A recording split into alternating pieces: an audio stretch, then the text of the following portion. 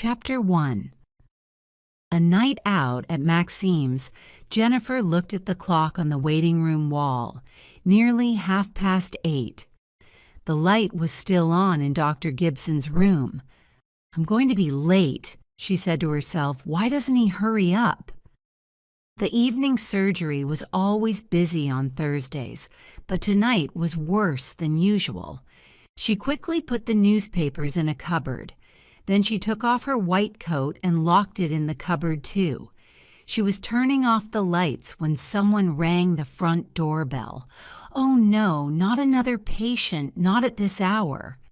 She ran to the door and opened it. Outside it was dark, but she could see a man, his hands deep in his pockets. He moved his head and the light fell on his face. "Richard!" she cried in surprise. "What are you doing here?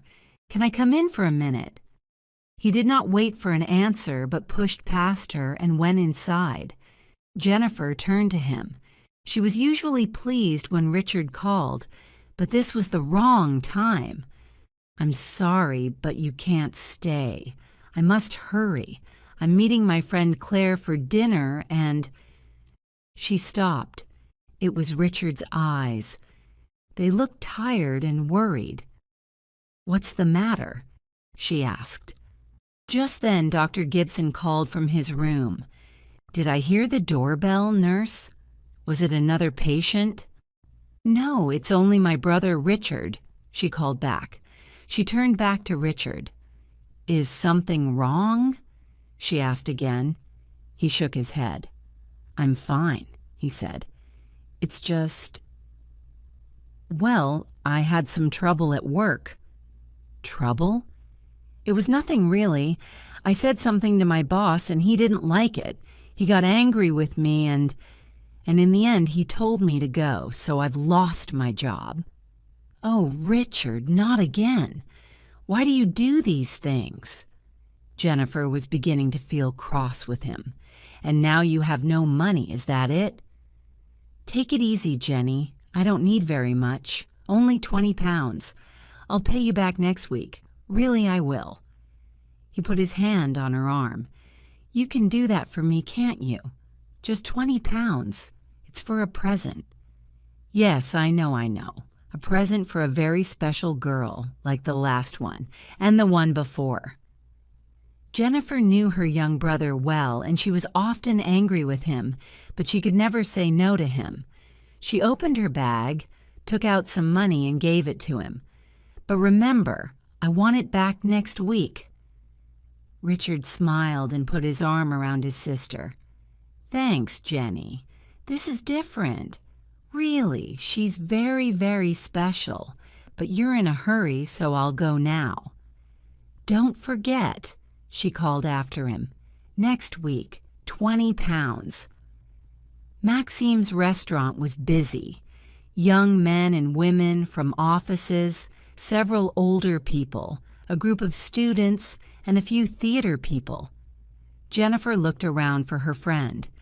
Claire usually sat near the window, but tonight she was not there. Somebody was having a party, and all the tables on that side were full. Then Jennifer heard Claire's voice behind her. "Did you get lost? I've been here for hours." "I know I'm late," Jennifer said, "and I am sorry. Today has been really busy. The last patient didn't leave until 8:30, and then I had a visit from Richard. He wanted to borrow some money. He always wants to borrow money." They went to an empty table. A waiter came up to them and took their orders. At that moment, there was a cheer from the party beside the window. An older man in a light gray suit was standing up. He spoke for a few minutes and then held up his glass. All the others stood up and looked at a young girl with large gold earrings who was sitting in the chair next to him. Everyone was laughing, and then they began to sing, "Happy Birthday to You." They were all looking at the girl, but she herself just sat there without a smile on her face. The song came to an end, and there was another loud cheer and more laughing and shouting. Someone called out, 21 today, 21 today. Swing, and this time everyone in the restaurant sang too. Suddenly there was a loud crash. Then someone screamed and a voice shouted, "Bring a towel, quickly!" The man in the gray suit was lying across the table. He was holding his face, which was red with blood. On the table there was broken glass. Someone said in a loud voice, "What happened? Did he fall?" Several people were speaking at the same time. "It's his heart, you know. Joe's been in and out of hospital for years." His head hit those glasses. The man was still lying across the table. Jennifer jumped up, and both she and Claire ran over to him. "We're nurses," said Jennifer. "Can we help?" There was a cut on the side of the man's face. It was deep, and he was losing a lot of blood. A waiter ran up with a towel. Jennifer took it and held it to the cut. The man's mouth was open, and he was making strange noises. "He needs a doctor. We'll have to get him to hospital," Jennifer said. She turned to Claire. "You came here in your car, didn't you?" "Yes, come on, we'll take him," Claire replied. They helped the man outside and put him in Claire's car. Jennifer jumped in beside him, and they drove off. She was still holding the towel to the man's face. The blood was not coming so fast now, and he was beginning to feel a little better. Where are we going?" he asked. "Are you taking me home?" "Just stay there and don't speak," Jennifer told him. "You fell and hurt yourself. You'll be all right, but you must see a doctor. We'll be at the hospital in a few minutes." At the word hospital, the man immediately tried to sit up. "No, no," he said angrily. "I don't need to go to hospital. I'm feeling better now. Just take me home. And who are you?" "I'm a nurse," Jennifer told him. "And you need to see a doctor. We're nearly there now. Just sit still and stop talking." But the man was feeling stronger now, and he would not be quiet. He pulled at Jennifer's arm and said loudly, "I don't need a doctor. It's just a small cut on my face. I'm all right now. Take me home." When Jennifer did not answer him, he said in a quieter voice, "Come on now, listen to me. I'm feeling fine, really I am. There's no need to take me to hospital. They'll want to keep me there. They always do because of my bad heart. You see, I have to meet some business people the day after tomorrow. It's very important. So just stop the car and I can get a taxi home." By now the car was at the door of the hospital. A nurse came to meet them, and while Claire told her about the accident, Jennifer helped the man out of the car. He said something angrily to the nurse, but after a few seconds, he went with her into the hospital. Jennifer and Claire drove away. "What a difficult man," said Claire crossly. "No, thank you for your help," or "You're very kind." "Some people never say thank you," Jennifer said. "Don't worry about it." When they got back to Maxime's, a police car was standing outside with its blue light on. There was a small group of people around the door. Jennifer pushed through them, Claire behind her. They tried to go inside. A policeman moved forward and put up his arm. "You'll have to wait here," he told them. "But we ordered dinner, and we haven't eaten yet," said Claire. But the policeman was not listening to them. He was looking through the glass door. Something was happening inside, and people were moving about. Then one of Maxime's waiters opened the door, and two policemen came out. They were holding a young girl between them. It was the girl from the birthday party, the girl with the unhappy face and the expensive gold earrings.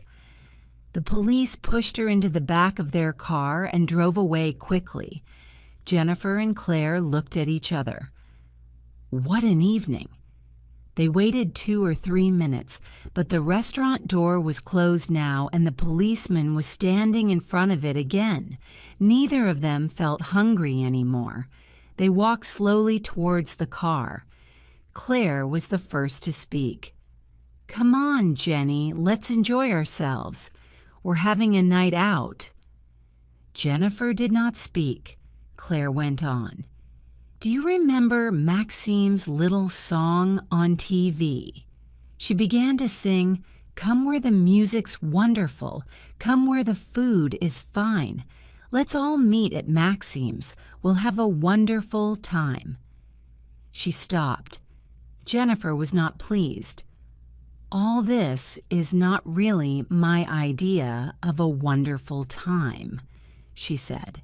"I'm tired and I wanted a nice quiet evening, a good meal, and an early night." "Come on," Claire replied. "Let's go to another restaurant." "No, let's leave it till next week. I'll just walk home now." They said goodbye. Claire got into her car and called, "See you next week then." Jennifer walked slowly home. She felt unhappy and worried about her young brother, Richard. She remembered his visit to the surgery earlier that evening. He was always in and out of jobs and never had any money. A year ago, he had a little trouble with the police, but Richard did not worry about it. He never worried about anything.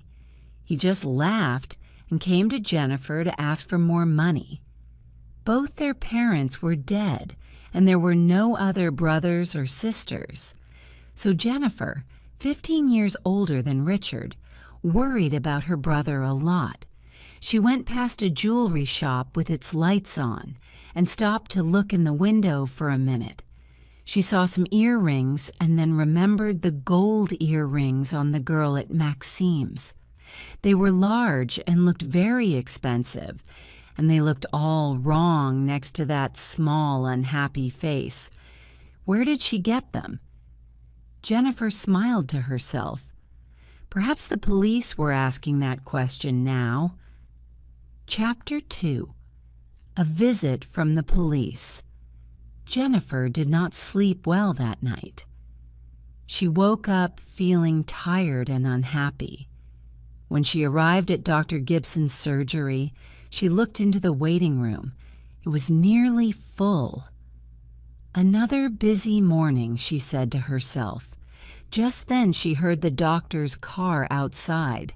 He hurried in and went into his room. 3 hours later, he finished with his last patient. Jennifer brought a cup of coffee and put it on Dr. Gibson's desk. He said thanks, and she turned to go. Just a minute," he called after her. "I want a word with you." He sounded a little cross. "There was a phone call for you this morning, about an hour ago. You were busy at the time, so I answered it." "Oh, who was it?" "Let me see. I wrote it down somewhere." He began to move the papers on his desk. "She said that she was a friend of your brother's." "My brother? But why did she want me?" "Ah, here it is." He gave Jennifer a piece of paper. On it was a name, Wendy. "She didn't leave a number. She'll call you again at home." Jennifer looked at the name. Wendy? Wendy who? She asked herself. "Thank you, Dr. Gibson," she said, "and tell her please no phone calls during surgery hours. I'm sorry, it won't happen again." Jennifer wanted to explain that she did not know this Wendy, but decided not to. A few minutes later, Dr. Gibson shouted goodbye to her, and Jennifer was alone. She knew a few of Richard's friends, but nobody called Wendy. But Richard changed his girlfriends as often as his shirts. Jennifer did not try to remember all their names.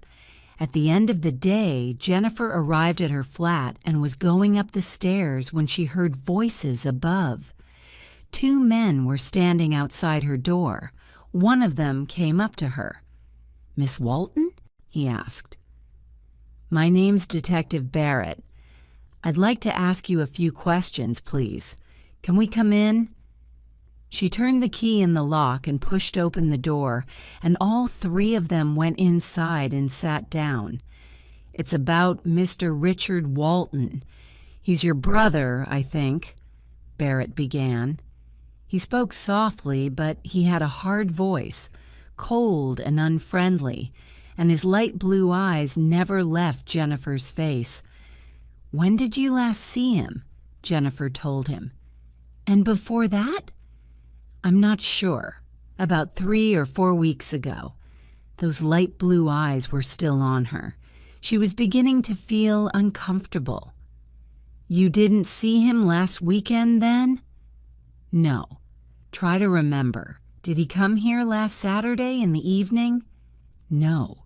"You're sure?" "Yes, of course I'm sure." Barrett's voice became a little louder.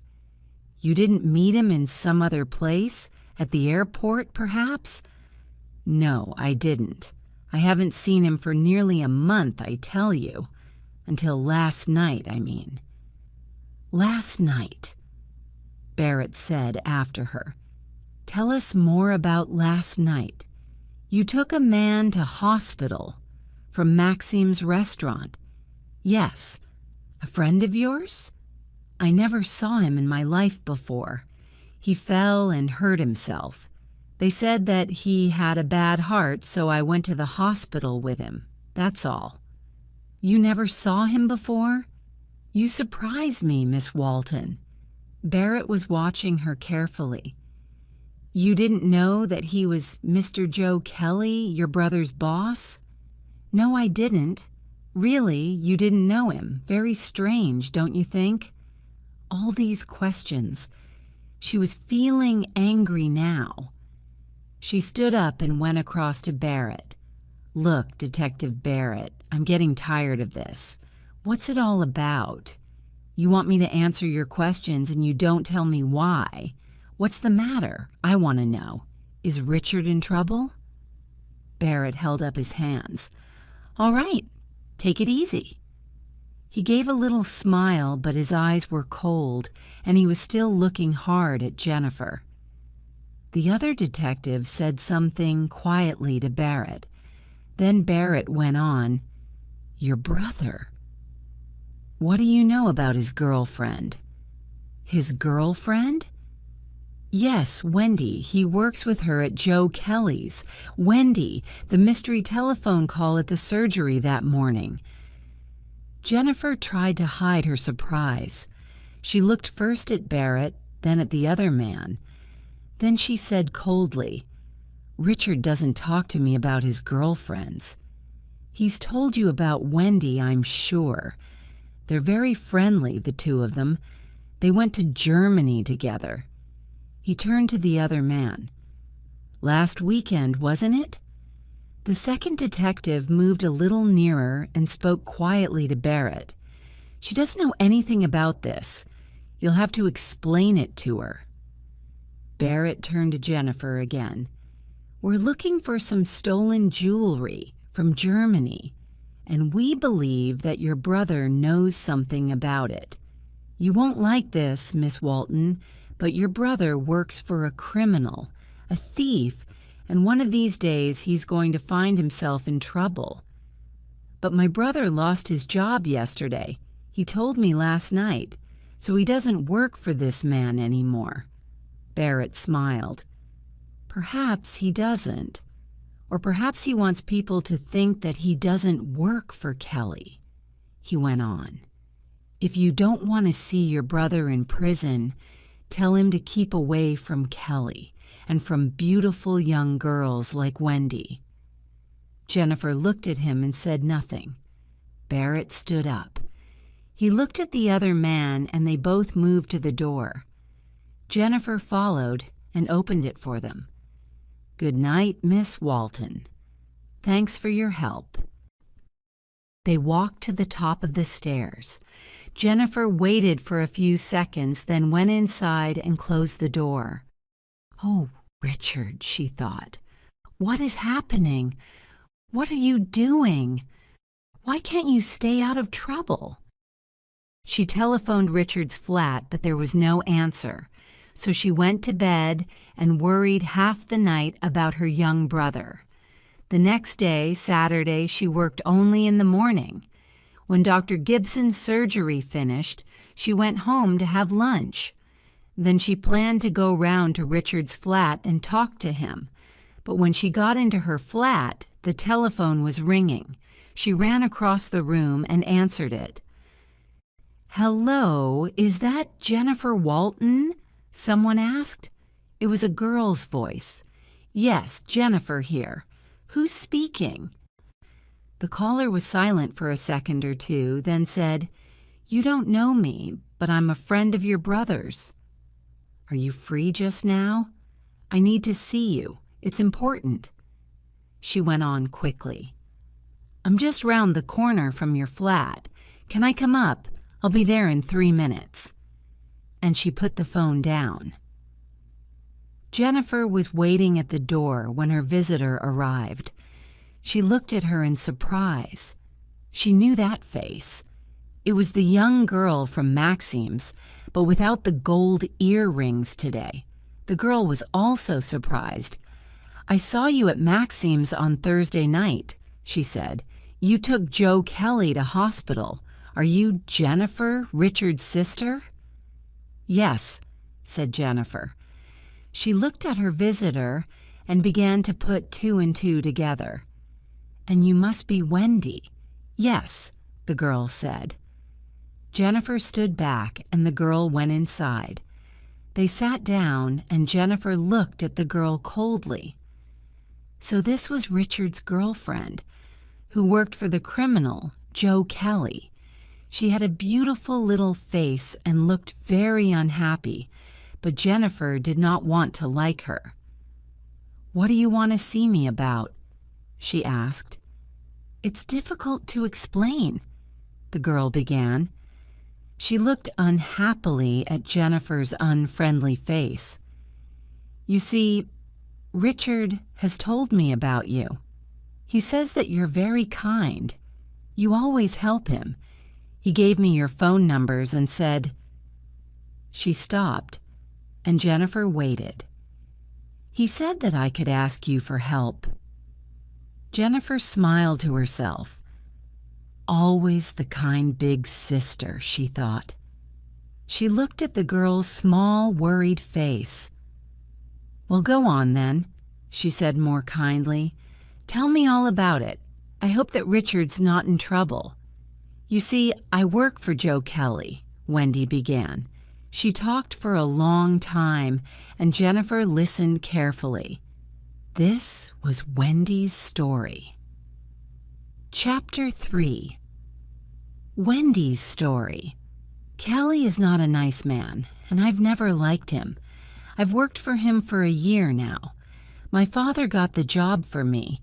He told me to work hard and not to ask questions. Kelly often gets angry, and when he's angry, he shouts at everyone and his face goes very red. I'm afraid of him, but I don't want to lose my job. I need the money, and it's not easy to find another job. Richard started work at Kelly's about a month ago. We're good friends, but we don't talk much about our jobs. Nobody at Kelly's talks about the work. We don't really know what his business is. He has 2 garages in the town, and he buys and sells old cars. But he also buys and sells a lot of other things, too. Furniture, old pictures, jewelry. I think that some of these things are stolen, but I don't ask questions. 10 days ago, Kelly called me into his office. I stood there and waited. He began to say something to me, but he stopped and looked down at his papers. Then he took out his diary and opened it. "Wendy, what are you doing next weekend?" "I'm not sure, Mr. Kelly." "How would you like to go on a little business trip? I'll pay you for it, of course." This surprised me, and I did not reply immediately. Then I said, "A business trip, Mr. Kelly." "Yes, to Germany, just for the day. It isn't a difficult job, but it's important." "What do you say?" I did not know much about Mr. Kelly's business, but I did know that there was something strange about these journeys to other countries. They happened every 2 or 3 months, and after them, there were secret meetings in the office, often late in the evening. I decided that I did not want to go. But I've never been to Germany. Don't you think? Well, perhaps you can ask one of the others. I'm asking you, Wendy. I said that it was important, and I want you to do it. I began to say something, but he was still speaking. I have friends in Frankfurt, and they want to send me some things. They'll give you 3 small boxes, like egg boxes, and you'll bring them back here. There's nothing difficult about that, is there? So I didn't say anything. Are you listening to me, Wendy? He asked. I need you to do this job for me. His voice was getting louder now. I looked him in the face. I'm sorry, Mr. Kelly. I've just remembered. I'm busy next weekend. I can't do it. He jumped up and his chair fell back. Now, just you listen to me, young woman. You work for me, remember that. I'm the person who pays you. He caught my arm and shook me. This time, I'm telling you, not asking you. You'll go to Frankfurt or there'll be trouble. You will leave on the first plane on Saturday morning and come back the same evening with the 3 boxes. And don't say a word to anyone, do you understand? Then he walked out. I didn't sleep much that night or the next. I wanted to tell Richard, but he was out of town on another of Kelly's jobs. What could I do? I was afraid, and Kelly knew that I was afraid. He did not speak about it again, but on Friday he called me into his office and gave me my plane ticket and some money. There was no escape. Saturday morning came, and I went to the airport. While I was waiting there, I heard my name. I knew that voice immediately. I turned round. "Richard," I cried. "Oh, Richard, I'm so pleased to see you, but what are you doing here?"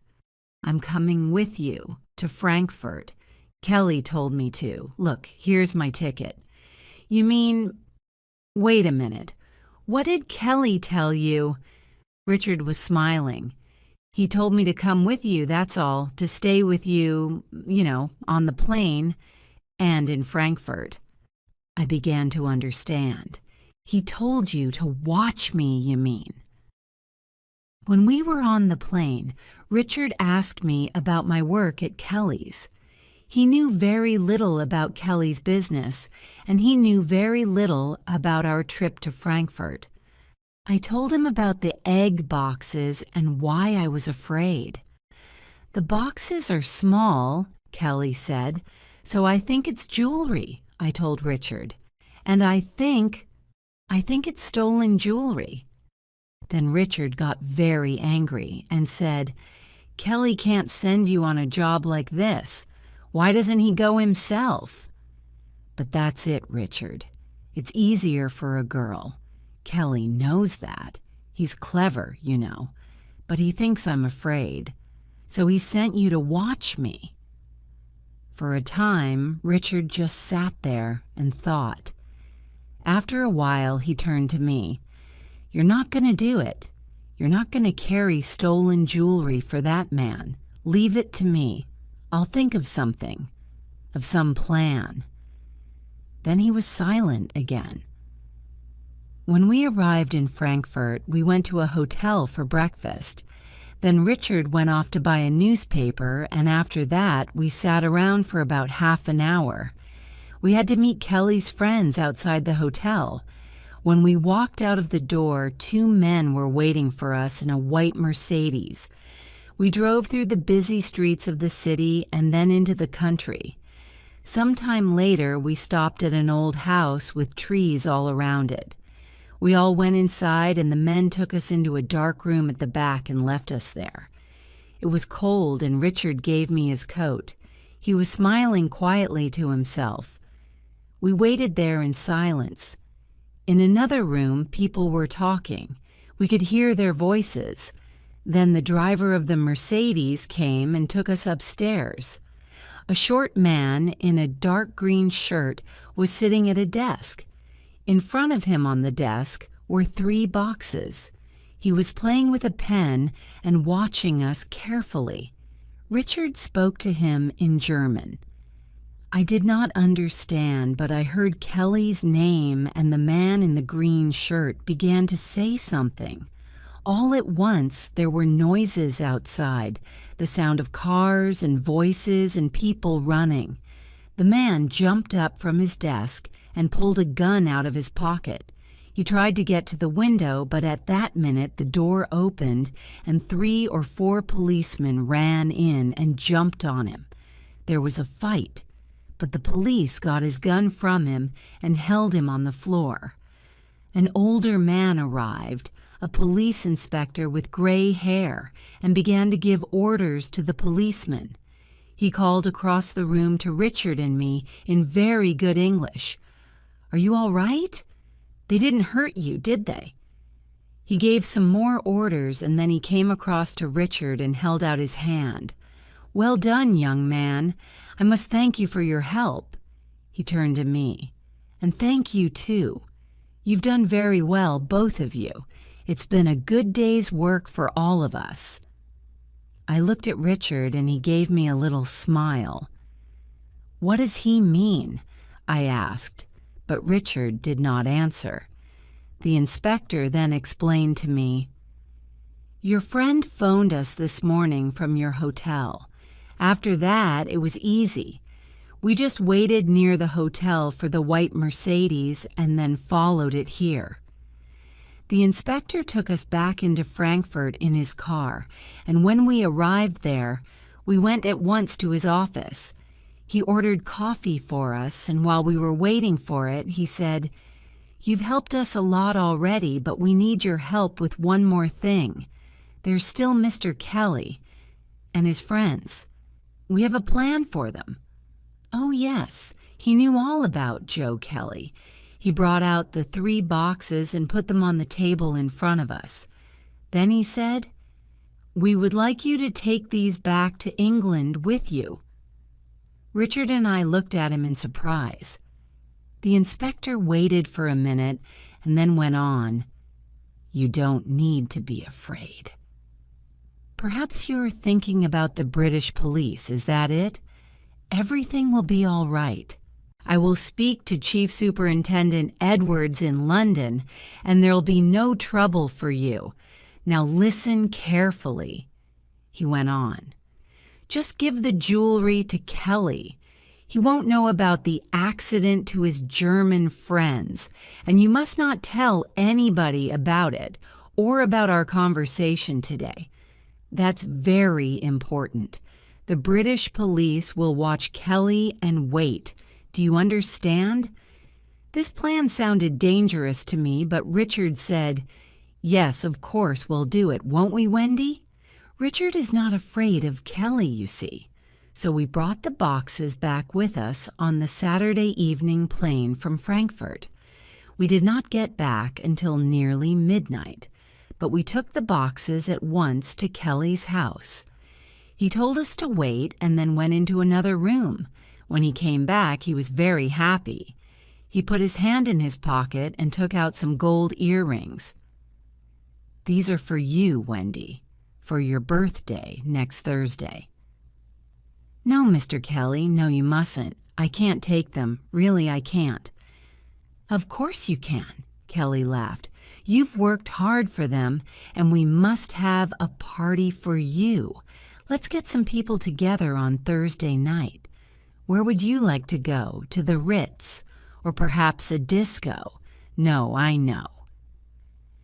Component placement, and he began to sing, "Let's all meet at Maxime's. We'll have a wonderful time." I told him 3 times that I didn't want a party, but he didn't want to listen. He was too pleased with himself. "Oh, yes, Wendy, we must have a party, and you must wear the earrings. Then I'll know you're my good little girl." His mouth was smiling, but his eyes were cold. Richard said quietly in my ear, "Just agree with him, Wendy, and take his earrings. You can give them back later. We don't want anything to go wrong now." The next few days passed very slowly. On Monday and Tuesday, everything was quiet in the office. Kelly did not speak to me again about the visit to Frankfurt. He stayed in his office most of the time and was always on the telephone. No police came to the office, and nothing happened. I began to feel afraid. Early on Wednesday morning, Richard called in to see me. "Is he in yet?" he asked. He looked at Kelly's door. "Not yet. Why?" "I want the keys to his office just for a minute." "But Richard—" "Come on, Wendy, he'll never know." "You can't go in there, Richard. He'll be here in a minute. It's too dangerous." "Please, Wendy. It won't take long. I'll be out again immediately." "But why? What do you want?" "Don't ask questions. Just give me the keys, quickly." Of course, in the end, I gave him the keys. He opened Kelly's door and went inside. Some minutes passed, and then he gave a shout. "I think I've got something." I went in and saw that Richard was standing in front of Kelly's desk with a letter in his hand. He held it up for me. "This," he said, "is going to help us." "What do you mean?" I did not understand. "Listen." He read from the letter. "The eggs arrived last weekend and they are now in my house. Be there on the 18th of April, 11 a.m.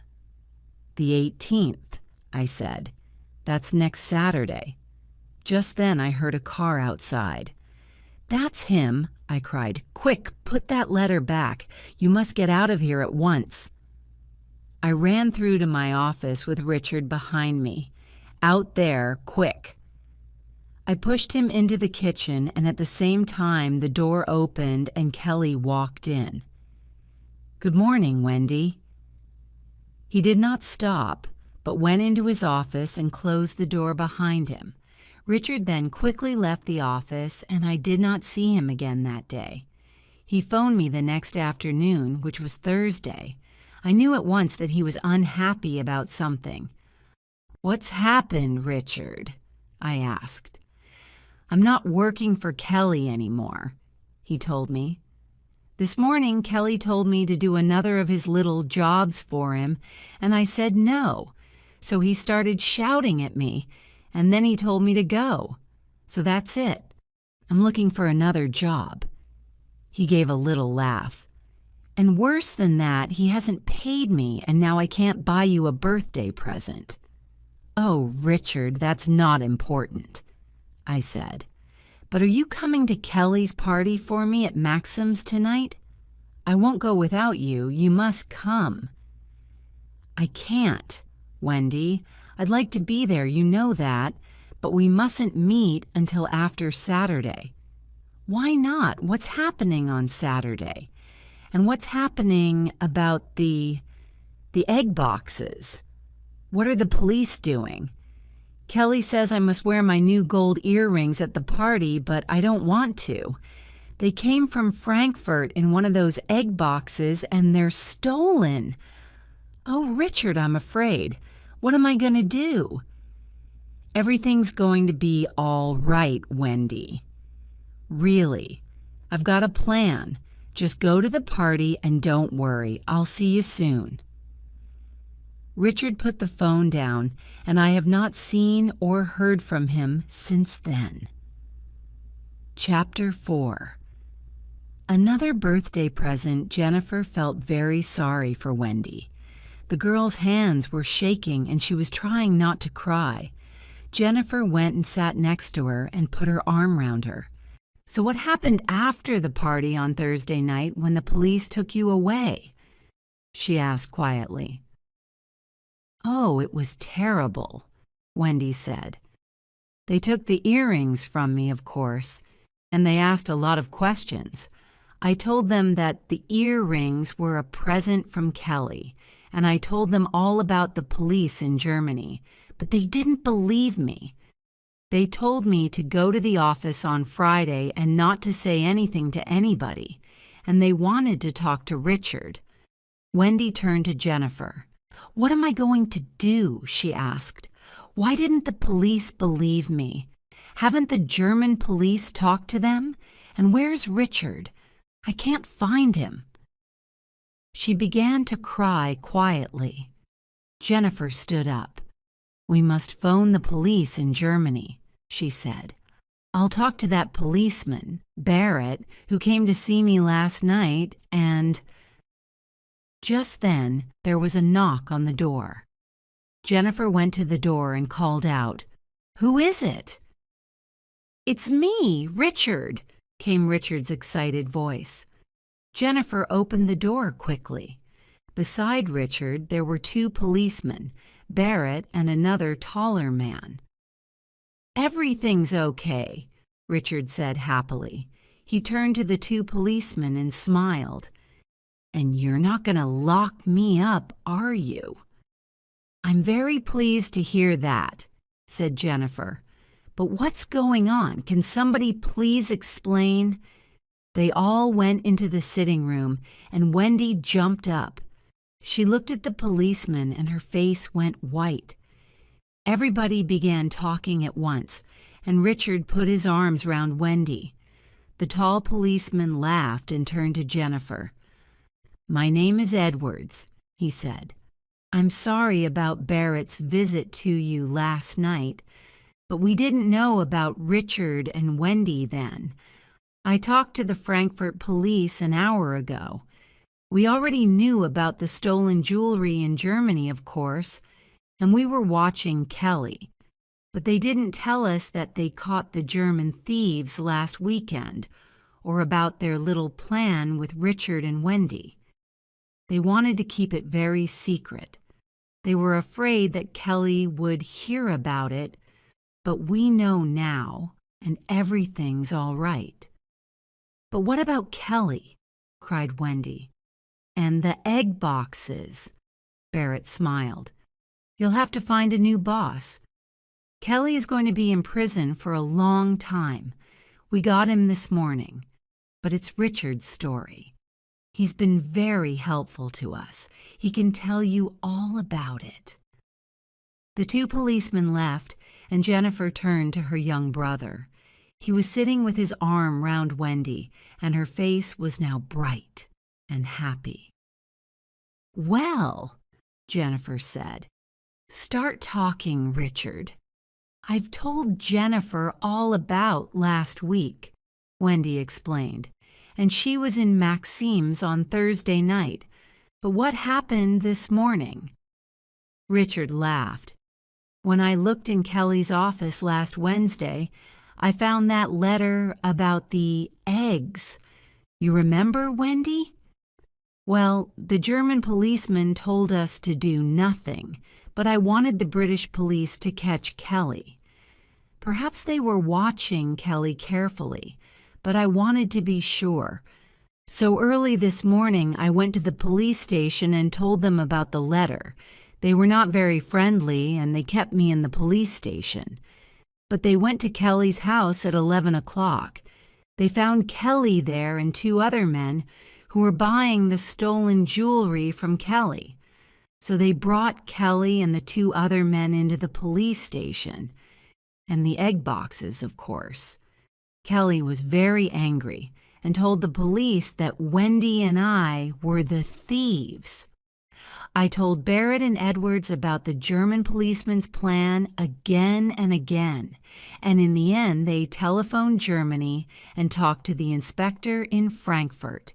He explained everything. So here we are. Richard laughed again, happily. He put his hands in his pockets. "And here's 20 pounds for my big sister, and a little birthday present for my favorite girl." Jennifer looked at him. She suddenly felt very happy about her brother. "You can keep the money," she said. "It's not important, but I only gave it to you on Thursday night," she said. "How—" "I've got a new job," said Richard. "Started yesterday, and this time I'm not working for a jewelry thief." Wendy opened her present and laughed for the first time that day. "Oh, look," she said. "It's some gold earrings. They're lovely." Richard laughed too. "They're only small earrings, Wendy, but I can tell you this. They did not come from Frankfurt in an egg box.